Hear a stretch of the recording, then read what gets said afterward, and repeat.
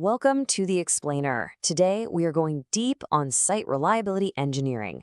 We're going to trace the entire life cycle of an SRE team, right from that very first person championing the cause, all the way to a massive, fully formed organization. Okay, so here's what we're getting into. We'll kick things off with how an SRE team even comes to be, how it evolves. Then we'll talk about the messy reality of that journey. Spoiler, it's not a straight line. After that, we'll dig into how these teams actually scale up, and we'll wrap it all up by looking at the real impact a mature SRE org can have. All right, let's start with the first and maybe the most important shift. This is where an SRE team stops being just the fire department, running around putting out fires, and starts becoming more like the town planner, actively working to make things safer and more reliable from the get-go. So what does it mean to be an advocate? Well, it's a total mindset shift, right? You're going from reactive to proactive. It means you're in the room for those early design meetings. And this is huge. It means you're building awesome self-service tools that let developers build reliability right into their code from the very beginning. You're giving them the power. But being an advocate, that's just step one. The journey doesn't stop there. The role keeps evolving, getting woven deeper and deeper into the fabric of the dev teams.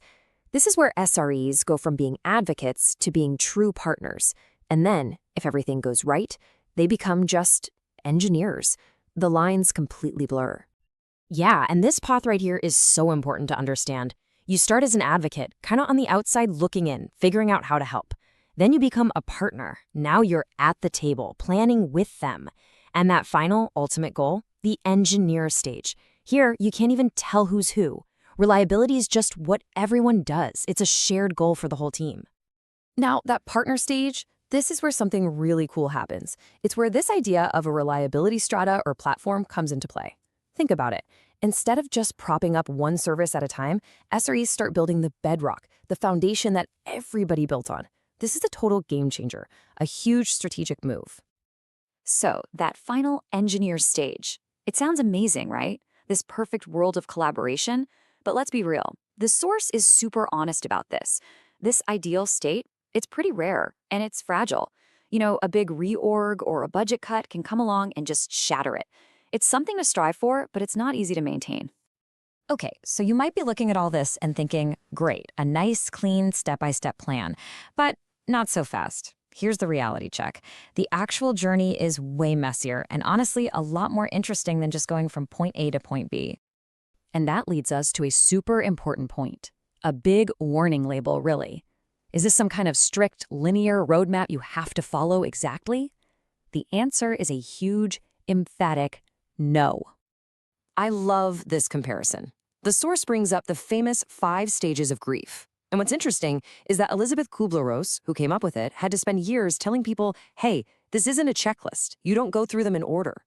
It's the exact same idea for how an SRE team grows. It's a framework, not a rulebook. And man, this quote from David Coldill just says it all. A wobbly full cycle is way better than getting one single step absolutely perfect but never moving one. It's all about making progress, about improving the whole system, not getting stuck trying to perfect one little piece. All right, so that's the big picture theory of how SREs evolve. Now, let's get down to brass tacks. How do you actually start an SRE team? Like from scratch, 0 to 1. So often, it all starts with just one person, a single, dedicated site reliability engineer.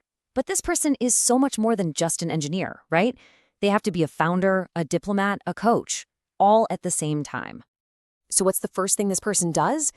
They go straight for the fundamentals. We're talking about getting monitoring and observability in place, setting up a solid post-incident review process. But maybe most importantly, they have to build a reputation. They have to show they can get stuff done and that they're there to help. That trust, that's the currency they're going to need to make bigger changes down the road. Then you get to the next big milestone, the magic number 6. Why 6? It's all about creating an on-call rotation that doesn't burn people out, a humane on-call. See, with 6 engineers, you're only on call about 1 week every 6 weeks. That is sustainable. It means people can actually have a life, which is kind of important for keeping them around. Okay, so you've grown past that small, scrappy team. Now what? Once you get beyond a handful of SREs, a whole new set of questions pop up. How do you actually organize all these people? How do you structure a bigger SRE function? And yeah, there are more of these key inflection points as you scale. Hit 18 SREs and suddenly a follow the sun rotation is possible. That means no more 3 a.m. wake-up calls because you can hand off to a team in another time zone. It's a game changer. Then get up to around 48 or more and whoa, you're not a team anymore. You're now an SRE organization, and that comes with its own brand new rulebook. So how do you split up a big SRE org? Well, there are a few common ways to do it. You can stick SREs right into product groups, so they become the experts on, say, Google Maps. You could organize them by location, like a Dublin SRE team, or you could have a central team that just handles core infrastructure. There's even this idea of fungible teams, kind of like special ops, that you can send to tackle the biggest fires wherever they pop up. But here's the catch with all that growth. You have to be super intentional about keeping everyone on the same page. Because if you're not careful, the teams start to drift apart. Their missions, their tools, and their cultures start to skew. And pretty soon, you've lost that cohesive, unified SRE identity you worked so hard to build. So let's talk about the end game. We've scaled up, we're organized. What's the point of it all? What's the ultimate impact a really mature SRE organization can have? What does winning actually look like? And it all comes back to this incredible concept of reliability strata. A truly mature SRE organization, they're not just playing whack-a-mole with individual service problems anymore.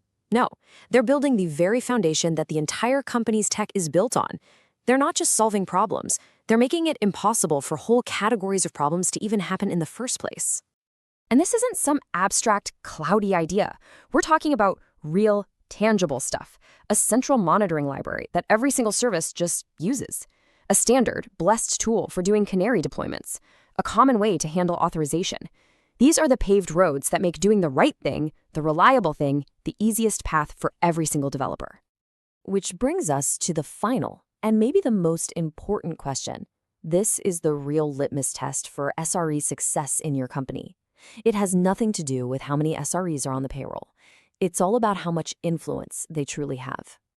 Because at the end of the day, scaling SRE isn't about headcount.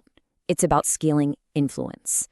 The ultimate sign that you've made it, it's when reliability is no longer just some tech thing discussed by engineers. It's a core part of the business strategy. It's being discussed at the executive level, in the rooms where the big decisions get made. That's the end game. Thanks so much for tuning in.